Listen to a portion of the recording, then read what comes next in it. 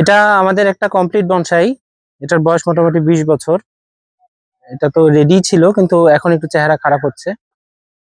স্বাভাবিকভাবে বছরে একটা সময় যায় যখন বনসাই গুলোর চেহারা একটু খারাপ হতে শুরু করে। এর কারণ হলো অতিরিক্ত ডালপালা বের হয়ে আসে, গোড়ার মধ্যে কিছু ঘাসপালা হয়।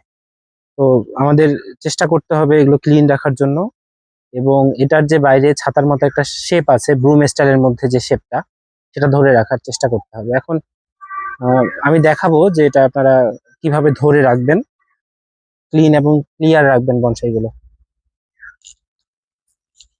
প্রথমে ঘাসগুলো ফেলে দিব, নিচে যেগুলো মরা পাতা আছে সেগুলো ফেলে দিতে হবে।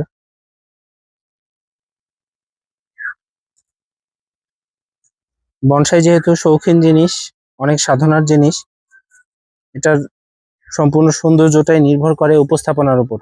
আপনি কত ভালোভাবে একটি গাছকে একটা টবের মধ্যে উপস্থাপন করতে পারেন।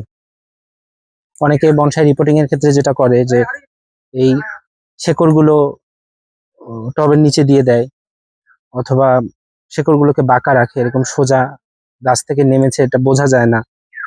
সেগুলো আসলে ভালো লাগে না। এই হলো ব্যাপার। তো অতিরিক্ত যে ডালগুলো উপরে গেছে এগুলো কেটে দিলে এটার শেপটা সবসময় ভালো থাকবে। আপনি এমন যদি হয় যে 6 মাস বা 1 বছর পর্যন্ত গাছে কোনো প্রুন করেন নাই, তাহলে এই গাছটা আর আগের মতো থাকবে না, নষ্ট হয়ে যাবে।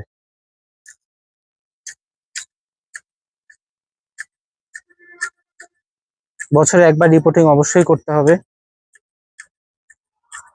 যদি সেটা সম্ভব না হয় তাহলে লিকুইড ফার্টিলাইজার ব্যবহার করতে হবে।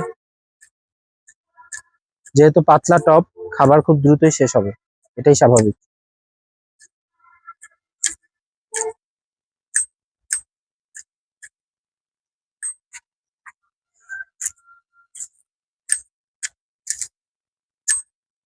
খুব বেশি ছাটার প্রয়োজন নেই, এটাই যথেষ্ট।